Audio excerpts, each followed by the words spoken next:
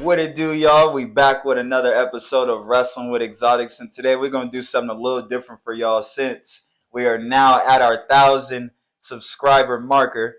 And today we're gonna be talking about who are the most influential champions of all of WWE history. And we'll be starting off with my top 10 list, starting off with number 10, Richard Flair. Now, this is one of my guys, man. My dog has beat death countless of times. He survived a plane crash. He survived the lightning attack. He survived fucking broken back. All type of shit, bro. And still to this day, he is trying to wrestle. And I say he's one of the most influential champs because of the confidence that he brings to wrestling. He's still one of the most imitated wrestlers today. And the flair, no pun intended, that he brings to the wrestling, bro, is something that all the wrestlers today are still trying to amount to or trying to have, trying to have that spark, something that's going to cultivate or captivate the entire audience. You know what I'm saying? And nobody did it like Ric Flair did it. That's why he's at number 10 on my list. I can agree with you on that, bro. Growing up, my grandfather all the time, he'd play around with me and say, "Woo, woo." He said a rake to the face. My grandma used to walk up to me and just a rake to the face. Bro, people still to this day, when you slap a nigga on his chest, the whole crowd, woo, every time, bro. He made his mark for sure. Now we jump into number 9. I got Rob Van Dam. Now, this is my dog, bro. I swear to God. You might hear me say that about a couple of champions, but Rob Van Dam was a different breed. He's the only wrestler in WWE history to hold the WWE Championship, hold the ECW Championship, leave the company, and then hold the TNA World Heavyweight Championship, bro. He was a real dog. He put ECW on the map, and one of his biggest matches of all time was when he beat John Cena for the WWE Championship. Bro, he had the entire ECW arena calling John Cena out his name. I ain't never heard nobody call John Cena a bitch, pussy, try to spit on him. Nigga threw his shirt in the stands. They threw it back at him. I ain't never. That was all with the influence of Rob Van Dam. Cold ass nigga. Number 8, I got Roman Reigns.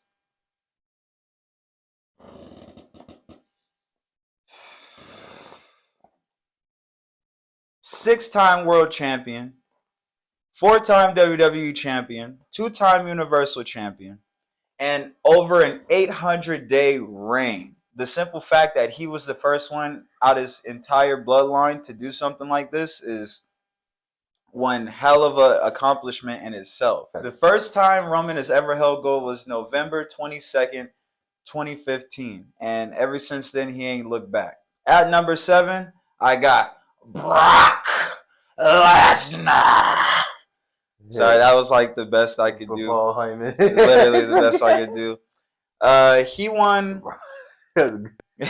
Brock won all the primary heavyweight championships in these companies: WWE, UFC, New Japan Pro Wrestling, and the NCAA.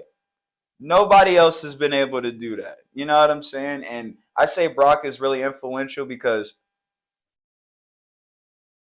he was able to show the fighting community that you can do both. You can be a WWE wrestler and you can be a UFC fighter and get checks. And he also showed a route to other UFC fighters like, look, if you tired of getting punched in your face consistently every fucking week, you can chill out on that shit and go to WWE, put on some cool wrestling matches and be solid. And look at Matt Riddle. Brock Lesnar was very influential in that matter. He's also a 10-time WWE champion, and he has the most reigns with the Universal belt, which is dope as hell. And he was also the first WWE wrestler of all time to hold the WWE Championship while holding the Universal Championship. So, shout out to Brock. Number 6 on my list, Latino Heat, Eddie Guerrero. That's my dog, man. He's won every fucking championship there is to win in WWE before NXT was created. nobody else can say that for real. You know what I'm saying? So, bro, Eddie's a second generational superstar and probably the best to ever be in his generation. He's far better than Guerrero, Dominic Mysterio, anybody else that can come after him. I'll even say that Eddie was better than Ray at the end of the day. Because not only did he hold every fucking championship in wrestling, he held it multiple times over. One of my favorite Eddie Guerrero feuds was watching him feud with Kurt Angle, bro. And remember that match where he lost his shoe? Yes, and he beat Kurt. Yes, Kurt bro. was frustrated. He got in Kurt's head, and then Kurt started getting distracted and stopped thinking about the fucking match. He started thinking about, oh, motherfucker's trying to cheat. I know you used this boot shit before. You're not gonna do that. And he fucking Right. surprise rolled up Kurt at WrestleMania 20 for the 1, 2, 3, and it was just like, Bro, when for I me, think about that, all I can remember was the boot. he got the boot. He's just like this. My ankle's fine. it's cool. Oh, it's cool, Holmes. You know, WrestleMania 20. No bigger. That's my dog, bro. You know, That's my dog. I think that's a great WrestleMania moment because that was Eddie. You know, like him being champ. You know how they treated Eddie when he was WWE champ. Like he was a main event, but they didn't want to give him the full main event. Right. And for him main eventing for SmackDown, I was so hyped that he got the win. So he can go down saying when he was WWE champ, he got put over against Kurt. Yeah. Sean can't even say that. Yeah, bro. Eddie was too legit, bro. One hell of a worker and well accomplished in the WWE. At number 5, I got Bret, the Hitman Hart. Bret was really that guy, and I really wish that we grew up in that era to actually see him wrestle more because the Bret that we got to actually see wrestle, you know, the one that went against the Miz. You said he looked homeless. Bro, he looked like a homeless vet. Seeing Bret like that, you would have never known that he held belts in 5 different decades, bro, which is dope as hell, I think. That was from 1970 all the way through 2010. So nobody else has been able to do that. And he's held 32 belts in his career. The accomplishments and hard work made him the legend that he is today. And not only that, but a WWE Hall of Famer. I completely agree with that, bro. I couldn't have said it better myself. Even though I'm not the biggest Bret the Hitman Hart fan, I do agree with you. I wish I grew up in that time to see because he was a wrestling purist's like dream. Every wrestling purist and technical wrestler always acknowledges Bret the Hitman Hart. Yeah. You know what I'm saying? So it's just kind of like it's like a no-brainer for us to want to wish we could see him like in his essence, in his prime, like him being the face of WWE. Yeah, because I really take this wrestling shit serious, and I know if I was a wrestler, I would be a technical wrestler, like, and I would most likely idolize someone like Bret Hart. Yeah. I idolize someone like Bryan Danielson right now because I just love the way his ring technical ability is. He's a ring general for real. Like Bryan, for example, Bryan's not as tall as Bret, but he makes up for it with his aggression and the fact that he commands the ring. Yeah. It doesn't matter who the fuck's in there. Even when he went against Brock, if you guys go back and watch that match, he never felt like he was small to Brock. He sized him the fuck up and took him out. Yeah, and he had Brock on the ropes most of the time. Because he was fucking up his leg. Yeah. He's like, I know, he looked like, I just love, because, you know, Daniel gets in like this crouch kind of stance, you know? Mm-hmm. And it kind of like, everyone's like, why does he do that? But it's like at the same time, he's like, sizing you. He's limber. He's like, let me see how to get with you. Right. When I do you this kick, where is it gonna really just fuck you up? This make you just really hear a real break kick. He's looking for points to strike. So. Yeah, it's like it's always great watching him wrestle. So I agree with that point, bro. Number 4 on my list, we got the 7-time world champion himself, CM Punk. This is my dog, bro. I told you, go hear me say that a lot, but CM Punk was really my guy. And I had so much championship aspiration for him before he was actually brought up to the main rosters. I knew from the first day I seen him in ECW, I was all like, even though he looks weird and got this hair and the lip piercing, I was like, bro, he's going to be a WWE champion. And I already knew that was so because they was testing him out with the ECW championship, and he had a great run in that. Yeah, he was basically like WWE's version of what ECW should look like. Right. They're like, you can look edgy as fuck, but we're trying to stay away from the drugs and push the boundaries in a different, you know what I'm saying? Right. And he was perfect for that. So they gave a little test run, and I would agree to you on that because I will never forget. He started to debut, like I told you before. I went to North Carolina when I was 8 years old, and that's when I seen him the first time on just randomly. Because remember, ECW came out that summer. They pushing him hard throughout the summer of '06. And I was just looking at it, thinking he was like had the potential to be a WWE champion. To see him be one of the longest reigning ones too. Yeah. He was like, I had to give him credit. Bro, and I say he's influential because he really had the company in a chokehold, bro. He had Miss McMahon out there, like, basically kissing his ass. He was like, you're going to do what I tell you. I'm going to come out here. I'm going to do what I want. And there ain't nothing that you can do to stop me. And Vince is just sitting there like, you low-key right. The fact that CM Punk was able to arise from what he was in ECW and do that to having the company in a chokehold like the way he did and was like, bro, I'm leaving with the belt too. Like, well, you're gonna do what? Bro, WWE was sick. So, and I don't feel like anybody else has really had WWE in a chokehold like that besides other than Brock Lesnar. And Brock Lesnar wasn't doing it the way CM Punk was doing it politically.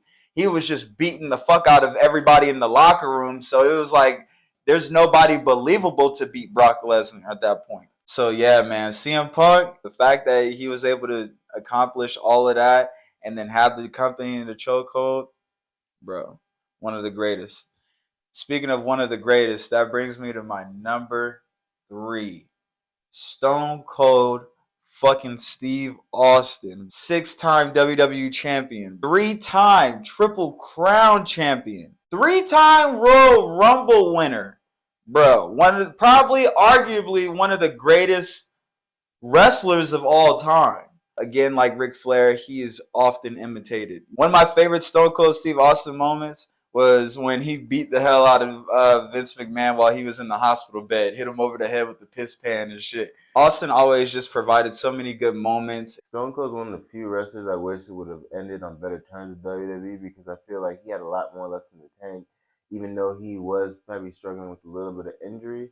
I liked how he came back in the end of his career in 2003 to be a general manager, but just in that alone showed me he had so much more potential to do other things. So I felt left out on that, you know? I like that you mentioned that, bro, because Austin was able to keep himself in shape to where WWE's trying to pay him to wrestle today.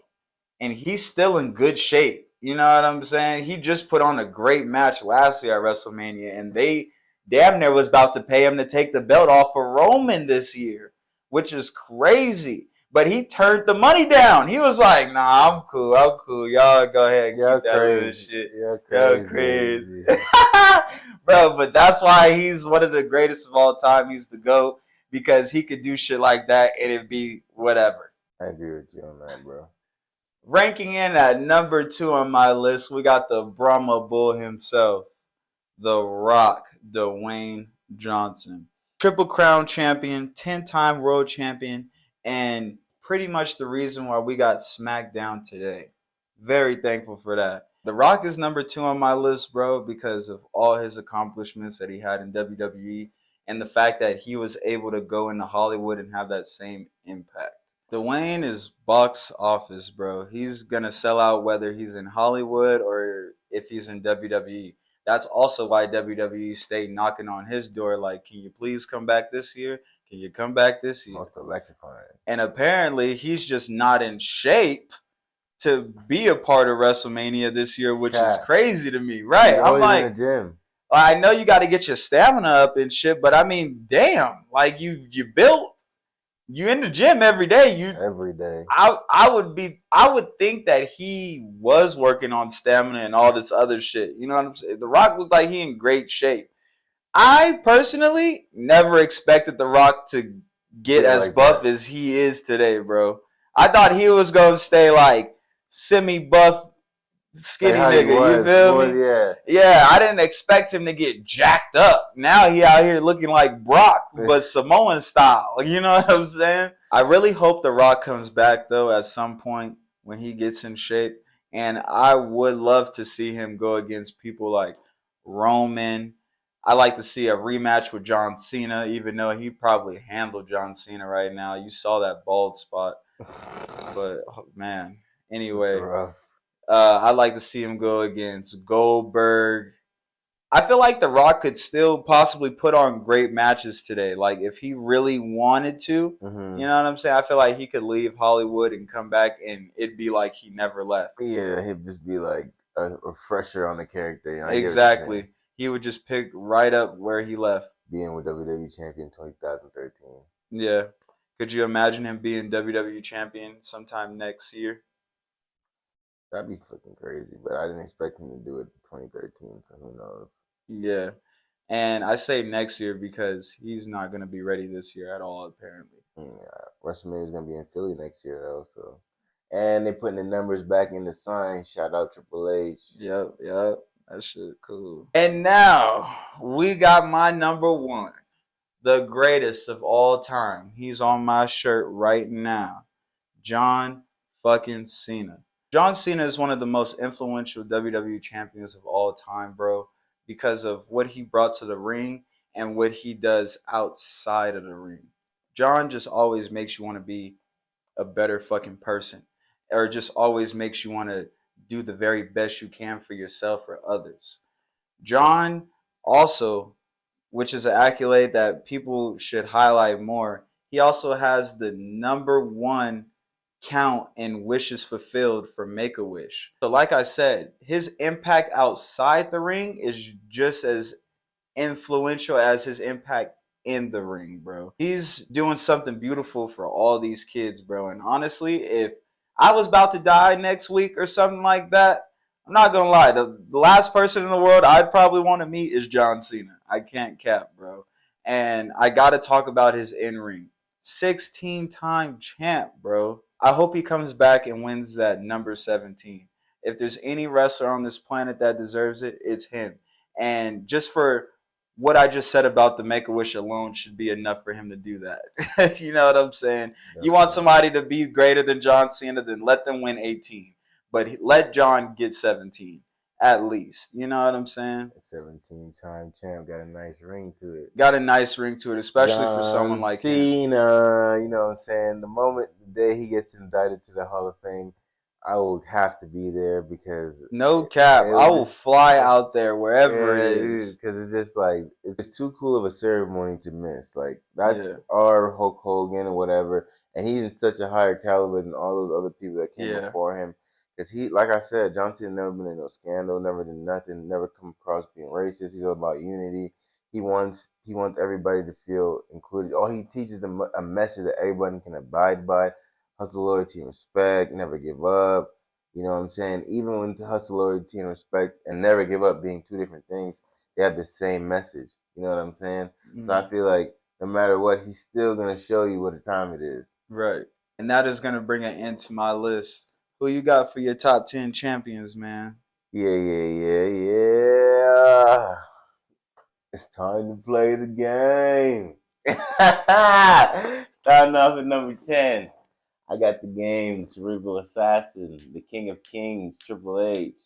And I give this credit to him because Triple H paved his own path because he's supposed to be Shawn Michaels' lackey his whole time, but due to Shawn Michaels' habits and him not wanting to go with what the WWE had planned for him, Triple H was left on his own and he had to pick up the baton. And he did it better than Shawn. Actually, that's why he's still the leader of DX to this day, and Shawn has to just go off somewhere. Also, he's the COO of the company. Yeah, you're right, bro. So I feel as though like Triple H, he definitely put a stamp on this, and I fuck with him a lot just because he had a major impact on the Ruthless Aggression era and the Attitude era. You know what I mean? Oh yeah, because you can't have those eras without Triple H. I feel like his feuds with Stone Cold and The Rock, some of the greatest feuds in wrestling today of all time, bro. So started off with Triple H just because if I left him out, the game would have been like, what you mean?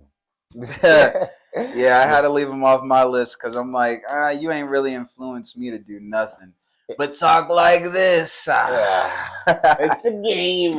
One thing I will say, he did influence a lot of heels to try to be on that persona of win at all costs because even though his reign with the World Heavyweight Championship is not excluded from this because this is a WWE Championship list, that reign was a reign of terror. He wasn't losing no matter what. A lot of times he was supposed to lose, like people like Booker T, Scott Steiner, believable people that could whoop his ass. He wasn't losing to them. So those reigns are detrimental, but at the same time, that mentality of a heel blossomed for a lot of people. They're like, oh, we can lose even when we don't think it's supposed to. Oh, okay, fuck that. We're not losing. That's what he fucked up a lot of people's momentum like that. So I gotta give it to him on that. But coming in at number 9, the ultimate opportunist, Edge. I give it to Edge because in the second half of his career, he made up for all his shortcomings in the first half. He made up for all that, oh, I deserve to be me, it deserves to be me. He started taking his spot, and he started doing things that a champion does by winning at all costs. And he was able to maneuver through things, even though he would do some shady behavior. A lot of that was his skill too. He could show you I didn't need to cheat. I could just be in your head enough to where you think I'm gonna cheat, I'm gonna beat you because you're not focused on what you need to be. Because nobody's ever mistaken Edge for a technical wrestler. Yeah.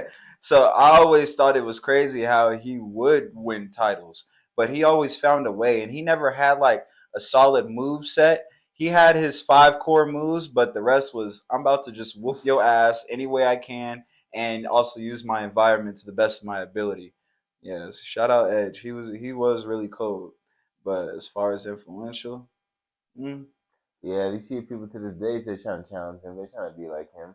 You see the Judgment Day, all trying to be like him, pick their opportunity, pick their spots. And in a way, they're all the little kids, because he's been in the air throughout this whole little segment, trying to tell them how to cut promos, how to do this, how to come across believable, how to get past the audience. So I like that he was able to rebuild himself and come back in better shape than every he time. was. You know what I'm saying? Yeah, He looked like he ain't really missed a step either in the ring. Like he's still cutting people in half with the spear. definitely. My list seems to like be going like all these people correlate to each other. As I transition into this one, this is the guy that's responsible for being bald because of Edge. My dude, Kurt Angle, man. Kurt Angle's coming in at number 8 for me because he's shown you how to be a two-sport athlete. Like he was a collegiate All-American. Not only that, he won a gold medal for America, bro, for our country. So he's like, he showed you that this shit is light. I can really wrestle for real. You can't stop me. And I feel as though like Kurt has influenced a lot of people in his career. Look at Chad Gable to this day. Jack Swagger, when he had some success, he's using the ankle lock. Yeah. He's a former world heavyweight champion. I want to say, look at this day. Look at him. Look at him. Jack Hager. Hey, let's bring up your next guy, because Jack Hager, I'm not gonna lie, that was a poor example. No, Jack But he Swagger. was Kurt influenced him, but I just think about where he is today. Not now. I'm like, bro, he's just smoker trailer park trash right now. Laundering for gimmicks on AEW.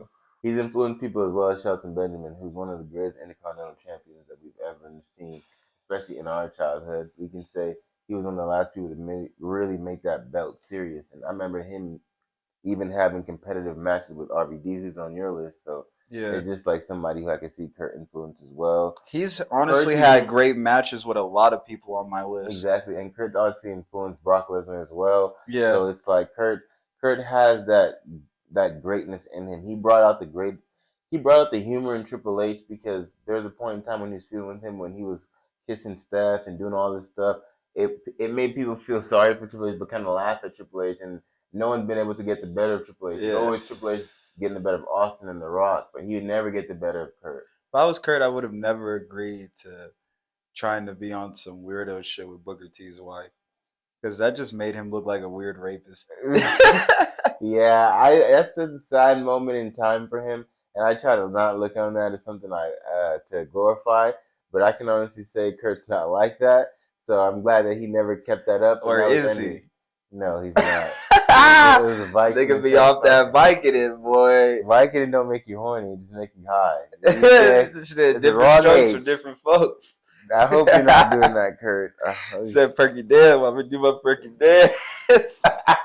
Oh no.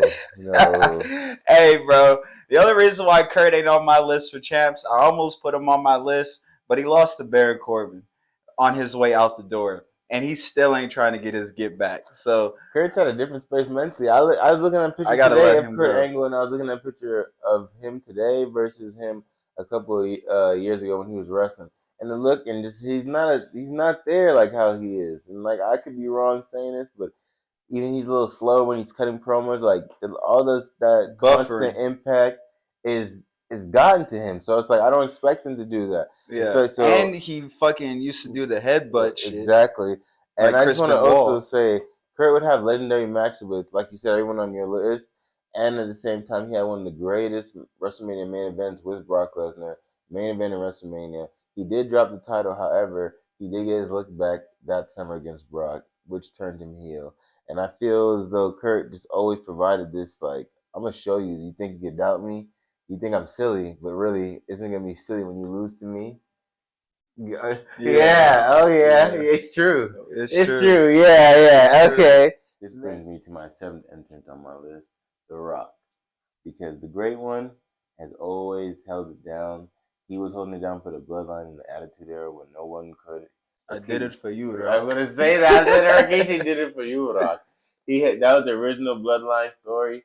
And even it was just so funny to me because Rikishi was trying to claim The Rock, and The Rock was like, "You're not my cousin. You're not nothing. I don't know you. I don't know you like that. You are a dog, bro. You're one of them. You're one of them. I just thought I'm Rock right now. I'm black. I got the Versace shirt on. I know. No one knows I'm Samoan. No one knows that. I'm black right now. People's champ. But I always loved I just loved his demeanor, the way he can cut a promo. Like electrifying was a perfect nickname for him because he always came through with a cool promo, something slick to say. No one ever left The Rock speechless. It was electrifying, though, if we're being honest, bro. Like, sometimes I'd hear The Rock cut a promo and I get goosebumps for real. Like, because I could just feel the energy. Yeah. Like, I could just feel the electricity coming off the crowd and off of The Rock. You know what I'm saying? Even like when he told Triple H, "Shut up, bitch." Right. Shut up. Hunter, that's why you'll never be on my list, bro. The Rock denounced you. The Rock denounced him like a demon. I was shut up, bitch. He was like, "I've had enough of your sass over there. I'm talking to the next big thing. Stay in the ring. They're not even in the SummerSlam for some titles. Fuck out of here. You're lost right now."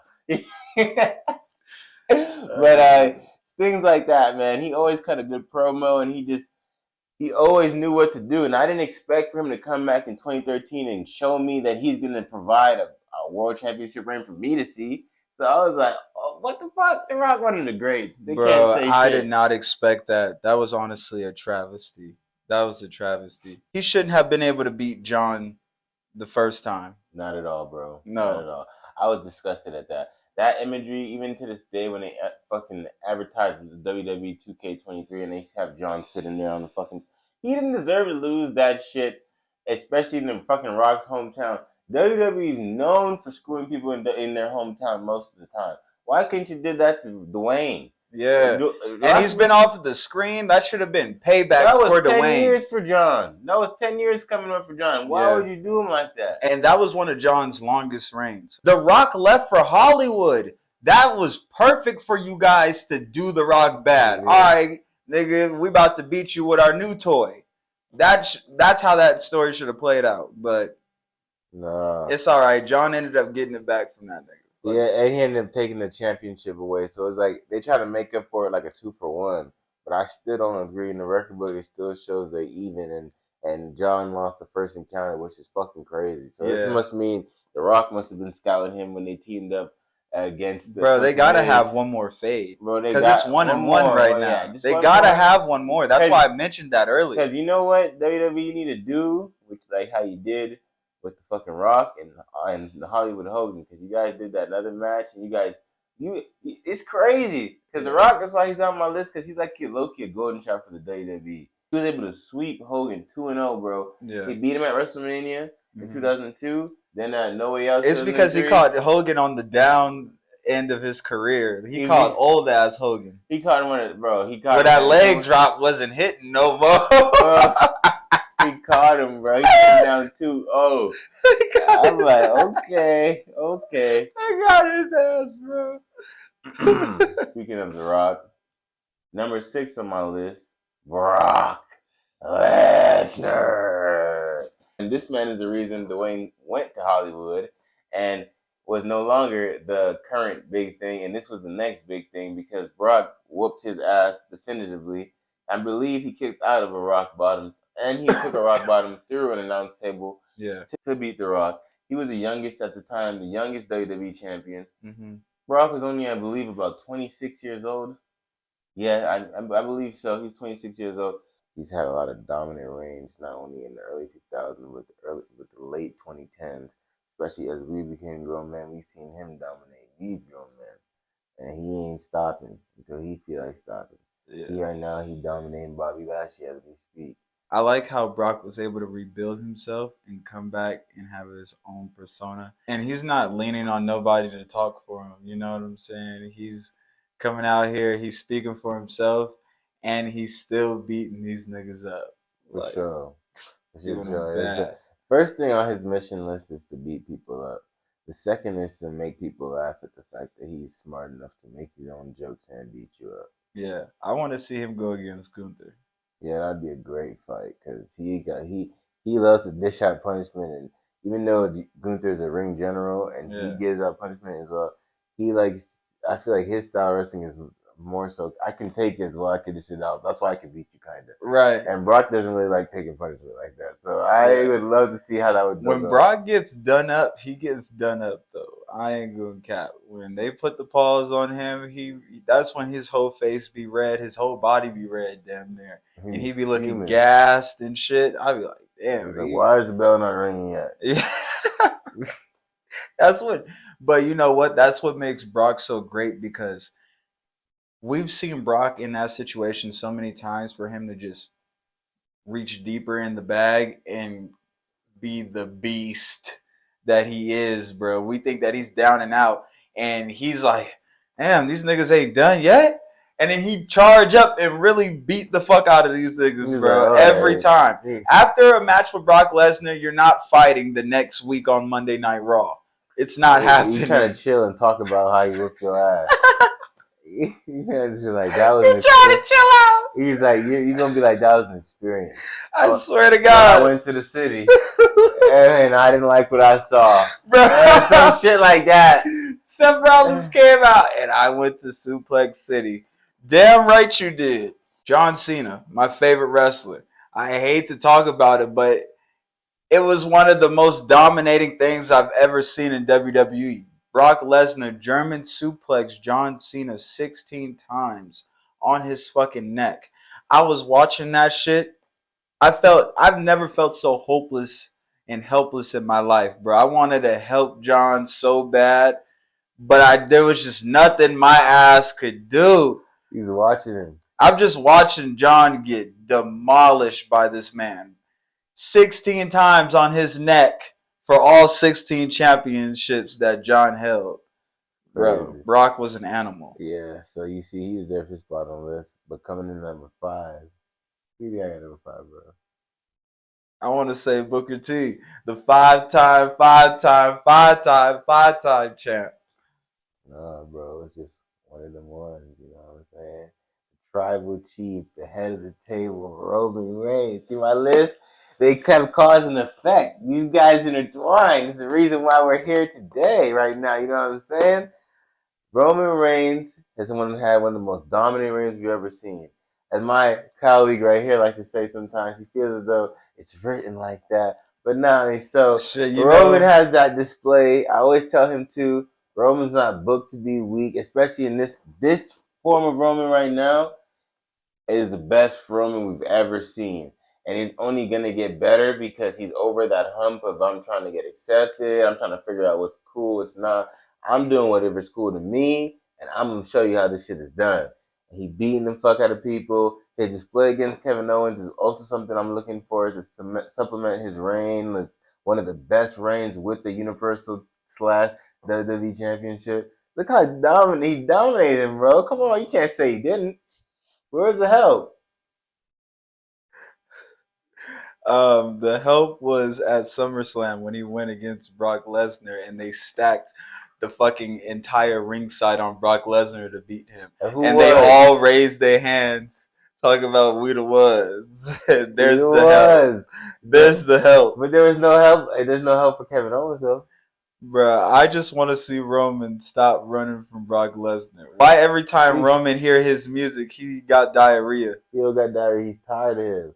He's tired of him. He's being. No, he's tired of getting that ass whipped. What about WrestleMania? Because Brock is the only one in Roman's career who's really manhandled Roman. Name somebody else that's really manhandled Roman besides Braun Strowman the way Brock Lesnar does. Like you said earlier, modern times, 10 years, 20 years, because of late, this Gen Z is struggling with their characters. So yeah, they ain't going to be able to do this, to be on screen for this long. And even if the fact that he went part-time, Roman is smart for doing that because he knew what kind of reign he wanted. And he's like, this generation is like fast food shit. They can't stand to see you on the TV so long, and they complain. So rather them complain for me being away to switch the titles than me being on screen for them to say I need to switch the titles. So I'm just like, man, strategic and not getting shitted and hold on like Seth Rollins and John Moxley somewhere over there in another company. Look where he's at right now, even though he's a 3-time champ. He's still running that company though. In a sense, but not like you just said, he is a 3-time champ over there. How many times Roman won it since he John Moxley is an honorable mention. Dean Ambrose is his name in WWE, and he is a Grand Slam champ. So he won world titles in WWE and over there in AEW, and he's still doing it, and he's about to do it again. That's over that puss nigga Hangman. That man gonna collapse. That nigga couldn't do no jumping jacks. He was knocked out. You know exactly what I'm talking about. See, but back to the Tribal Chief, bro. You gotta, little by little, I'm watching you be like, okay, Roman, you getting my respect.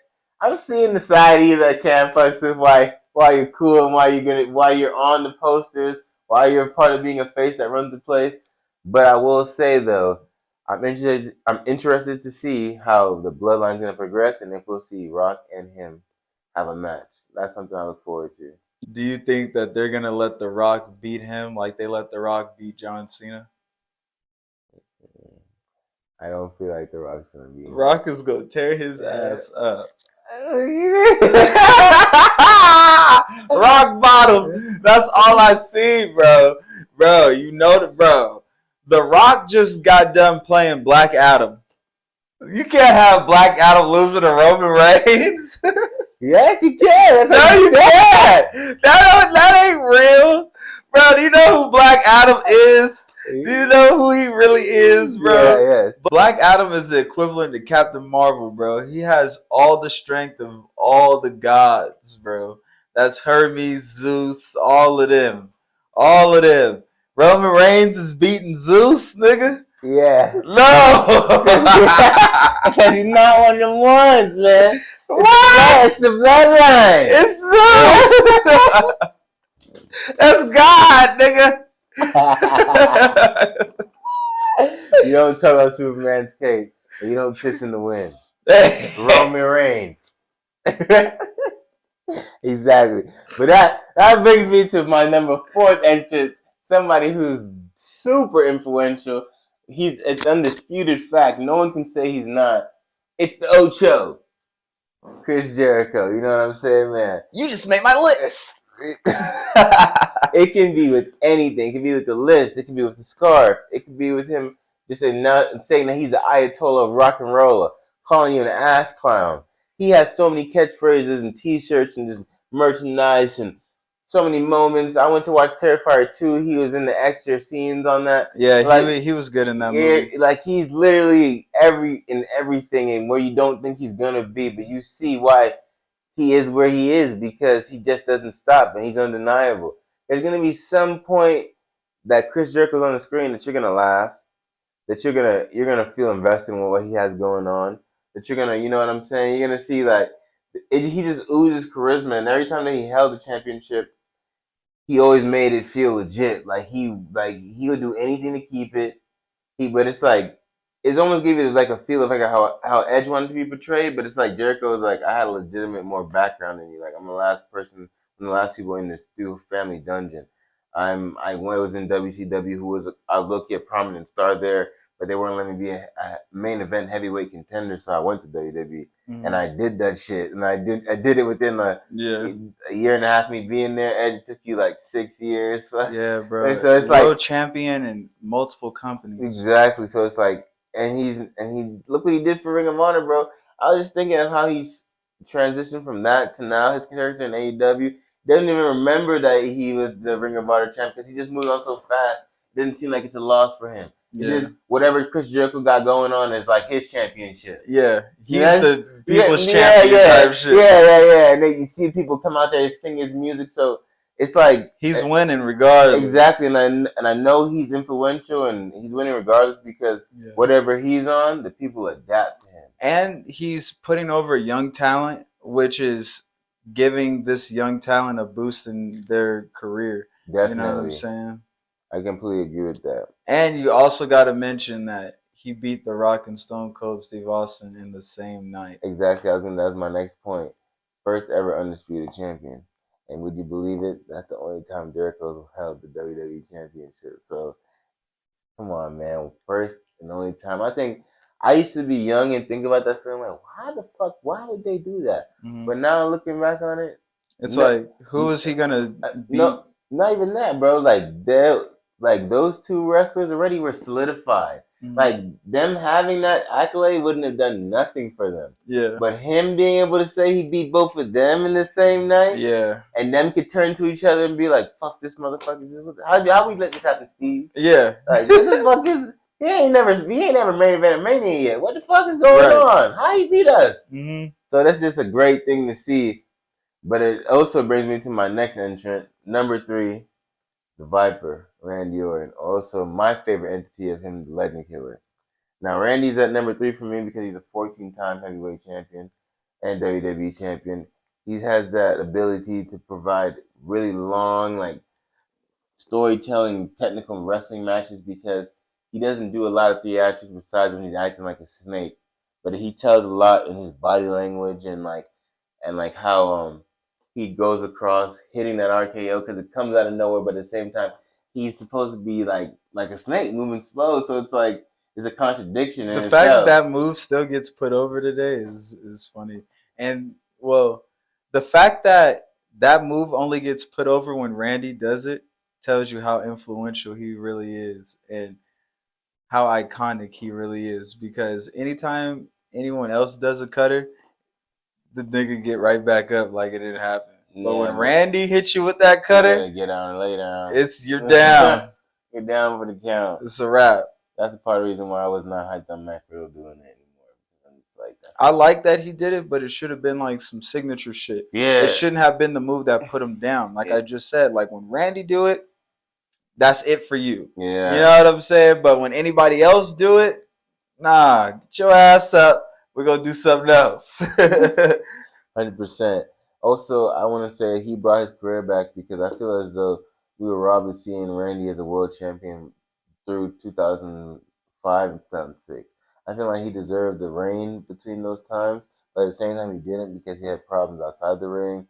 And I feel like even though they did sculpt the wellness policy around him to make it to where Randy could still be around and not have to get rid of him, I still appreciate him and know that he is a great talent. I'm glad he never got fired. I'm glad he never had to wonder what it would have been like to still be in WWE. You know what I mean? Mm-hmm. It's just great seeing him get respected now. Everybody's missing him right now. Yeah, everybody wants to see Randy, and that's something I want to keep going in fruition. Yeah, but hopefully he comes back from his injury. Yeah, definitely, because I heard his back injury was something fierce. So yeah, we're sending the prayers and thoughts out to Randy because we want to see him in one more Mania at least. I bet when he gets back, they're gonna give him a title run. Yeah, 15. He gotta come second place because if he's held up by Mania, he'll probably take Roman Reigns out. You think so? Oh yeah. What a better story. That's what we've all been waiting for. I could see that'd be kind of cool. It's a triple threat between him and because then that would be 15. Yeah, and then he'd be behind John. And I think it'd be cool because him and John were always neck and neck. Even though he was a champion first, because he was a little bit more ready than John, I feel as though John made up for that because he showed the consistency that Orton didn't have. Oh, yeah, and nobody is trying to get behind Orton. Nobody fuck with him like that. Just as look, Orton might be cool, but he also did a lot of shady ass shit that would make you despise him. So that's why we rocking with John. And John got 16 and Orton got 14 because nigga, you's a shiesty ass nigga, bro. Don't Yeah, forget when he kicked John Cena's dad in the head. and I just love that. For example, Randy was in Rated RKO, and I always felt like I was always a toss up for me because I didn't fuck with either one of them. But I was like, who do I like more, Randy or Edge? Who can I say is a better wrestler? And I low key would always want to see Randy win, but Edge would win, and I was like, I guess that makes kind I of used to be sense. hyped when Edge won against Randy. Yeah, Cause I I'm be just low like, key too when I'm young, but I'm like, nah, you Randy need need to that. beat your ass because you's really a hoe. You's the original hoe. Nah. Randy at least be standing ready to fight. Randy Nah. don't even run if he trying to laugh at you. Edge was on his Randy, own shit before Randy though. Like Edge already was well established in WWE before Randy, so that's why that made sense. that makes super. I can see what you got to say there, but we agree to disagree on that one. You about to say you super agree. Nah, Yeah, go ahead, get to your number two. Go ahead, go bro. ahead. But no, my second entrant coming in on this list, man. You hear that glass shatter? You know who it is. Stone Cold Steve Austin. That's my dog. He held it down in the Attitude Era, and if anybody doesn't really understand, he is the Attitude Era's face of a champion. He, no matter what, was invoking positive reactions. Even when he turned heel in 2001, people still wanted to cheer Still him. was on his side. People still wanted to cheer him. Hell yeah, because they felt like he was screwed. What? The awkward silence, him staring at you. What? What? I'm not hearing you. You're not saying what I want to hear. I want that shirt so bad. You know what I'm saying? He's hilarious, and he always had his own sense of humor that just made me appreciate Stone Cold so much. Like as him as a person, he's very cool.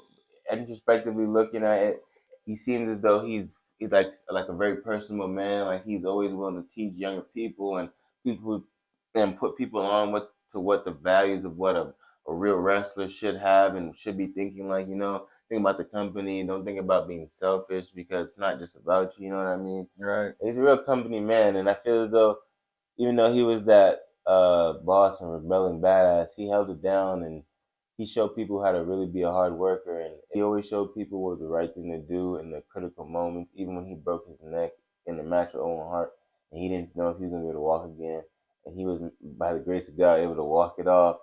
He held it down for the company, didn't try to sue, came back, had the greatest push of his career, and sparked the Attitude Era. So somebody I have high regards for. But my number one entrant has to be the champ that runs the camp, the face that's been running the place for like damn near 20 years. He is synonymous with the WWE. He had one of the most marvelous runs, I want to say from April 2006. No, I want to say from January 2006 all the way until, was it September. John Cena was the WWE champion in 2007, and he showed me why he deserved all this praise and why he was being the main event. The matches he had with Shawn, specifically this one match he had with Shawn, I want to say April. It was around April 2007. It was in the UK. It was so cool, bro, because Shawn ended up winning that match because it was a rematch of John beating him, but the display that John had, the grit. Shawn Michaels and John Cena had some of the greatest matches I've ever seen growing up as a child. And these weren't just no simple matches where it's like a lot of aggression, just random spots. This was like a technical, like Shawn literally pushed the bounds of John. John was like, okay, I'm not Hunter. I'm me. I'm flashy, but I can break you down too. And I'm gonna show you that you don't deserve my respect. Mm-hmm. And you can even see that tension after that WrestleMania 23 match because Shawn was sick that he had to be put over John, but he's like, I'm the showstopper. Yeah, showstopper. He deserves that shit. This nigga John deserves that shit. And he just was pissed. He's like, shit, my head. What's wrong with that? He's like, you know, I'm Bro, my favorite Shawn and John moment was when they both did the 5-knuckle shuffle together. Yeah, that was the coolest shit, bro. And then Shawn turned on his ass. He's like, you think this shit too sweet. I don't want these titles. that just lets me know John is one of the greatest of all time. He's main evented, like, I want to say at least 4 to 5 WrestleManias, something that Roman Reigns has emulated. So it's like, I do give my credit to where it's due, you know what I'm saying? And we gonna salute, and they can't see him for the rest of his time, bro. That, like I said, that Hall of Fame ceremony, that's like something you want to see live. For sure, for sure. You know what I'm saying? Because I know that speech he gonna give gonna be like, what? Like, they might shed a tear. I might cry. They gonna play the music. Yeah. They gonna play the Okay. music. They gonna play the music, and then when that shit come out, bro, after his speech, they gonna hear that shit for time. And that's why I just think John's the hardest person ever with this shit, bro. Yeah, Nobody's music rings bells like his, bro. Yeah, bro. John has the most identifiable music in the world. You can hear that shit in India and be like, John Cena, where he at? No cap. Why you look at him? Love it, just love it. John Cena. All right. And that's why John Cena's at the number 1 on my list, because overall he's proven to me he's one of the most influential champions ever.